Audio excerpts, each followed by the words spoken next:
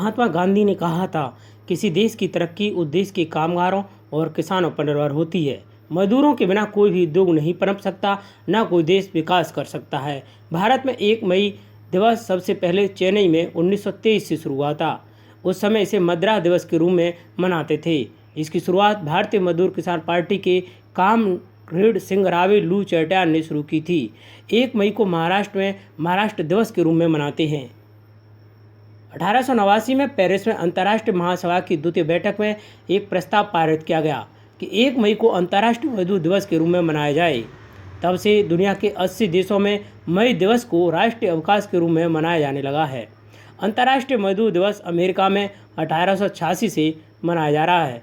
इसमें वेतनभोगी मजदूर कोई गुलाम नहीं है, वह पूरा समय मालिक की सेवा में नहीं बिता सकता। वेतनभोगी मजदूर दिन के कुछ निर्धारित घंटों के लिए अपनी श्रम शक्ति को बेचता है और दिन के बाकी घंटे उसको आराम करने तथा परिवार के साथ बिताने के लिए हैं।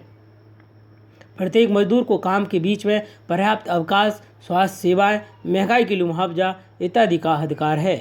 सभी मजदूरों को अपना यूनियन और संगठन बनाने तथा मालिक के साथ सामूहिक सौदा करने का अधिकार है। उन्हें हड़ताल करने का अधिकार है, जो उनका एक हथियार है, यह सुनिश्चित करने के लिए कि मालिक अपना फर्ज पूरा करे। जैसे ही मजदूर शब्द आता है, सभी के मन में कुपोषण सा दिखने वाला फटी लुंगी लांगे, माथे पर लिपटी पतली साफी नजर आती है, जबकि अपनी श्रम शक्ति से वेतन पाने वाला हर शख्स मजदूर है। कानूनों ने मजदूरों को कृत्रिम बंटवारा कर दिया है। हमने श्रम शक्ति को मजदूर, कर्मचारी और अफसर के साथ किसान में बांट दिया है, जिसके चलते आवश्यक और अनावश्यक सेवाओं में मजदूर मूल अधिकारों से वंचित हो गए हैं, जो मजदूर को मजबूर शोषण की मजबूरी में मिले थे। ये अधिकार सभी मजदूरों के लिए होने चाहिए थे। उन्हें पदों में बांट दिया है, जिनसे वो अपनी हिफाजत में एकजुट होकर संघर्ष कर सकता था। आज पदों ने उसे कमज़ोर कर दिया है। श्रम शक्ति की परिभाषा पदों में सीमित हो गई है, ताकि मजदूर, किसान और अधिनियम के तहत कम लोगों को मिल सके।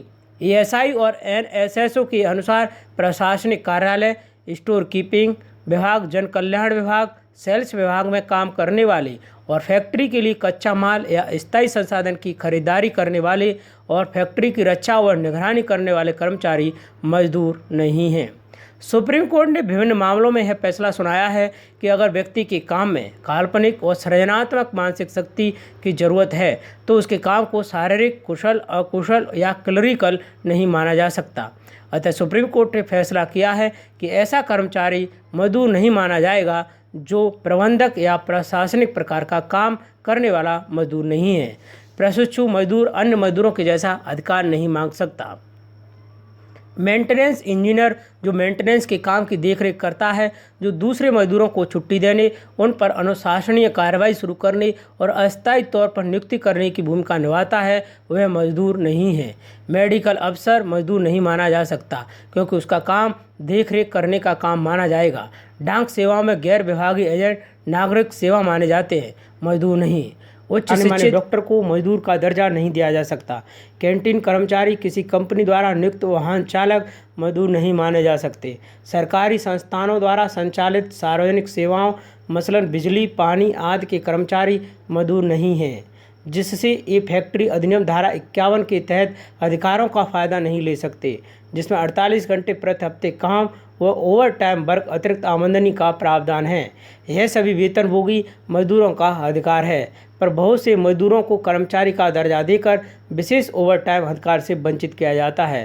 फैक्ट्री अधिनियम में अनेक सेवाओं के मजदूर शामिल नहीं होते, जिनमें आईटी, मीडिया, बैंकिंग आदि में काम के घंटों पर कोई सीमा निर्धारित नहीं है और इन क्षेत्रों में मजदूर अक्सर प्रतिदिन 10-12 घंटे काम करते हुए पाए जाते हैं। बैंकिंग क्षेत्र में अधिक से अधिक मजदूरों को अफसर का दर्जा दिया जा रहा है, जिससे मजदूरों और अफसरों का अनुपात घटता जा रहा है। आवश्यक सेवा अधिनियम एस्मा की राज्य विशिष्ट शर्तों के तहत आवश्यक सेवाओं के चलते मजदूरों को हड़ताल करने के अधिकार से वंचित किया जाता है। कार्ल मार्क्स ने समझाया कि सभी प्रकार के श्रम को सभी मजदूरों द्वारा मानसिक और शारीरिक काम के मेल के रूप में देखना चाहिए। उन्होंने लिखा कि पूंजी के तले श्रम की असली अधीनता के विकास के समय से या विशेषकर पूंजीवादी उत्पादन के विकास के समय से व्यक्तिगत मजदूर नहीं बल्कि सामाजिक रूप से जुड़ी हुई श्रम की क्षमता ही संपूर्ण श्रम की प्रक्रिया का असली कार्य करता है।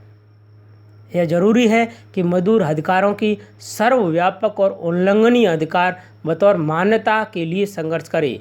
इसके लिए हमें एक सर्वव्यापक केंद्रीय कानून की मांग करनी होगी और इन अधिकारों का हनन करने वालों को तुरंत और कड़ी सजा सुनिश्चित करने के लिए सक्षम तंत्रों की मांग करनी होगी।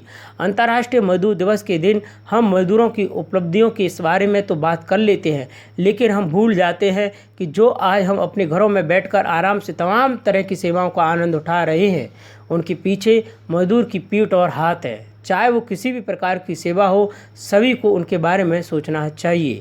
बेघर भूख से बिलखते हुए मजदूर की कोरोना महामारी से उपजी मुश्किल घड़ी में उनका साथ दें, उनका सम्मान करें, उनकी सेवा करें, उनका समर्थन करें। विश्व मजदूर दिवस पर आप सभी को मेरी ओर से शुभकामनाएं।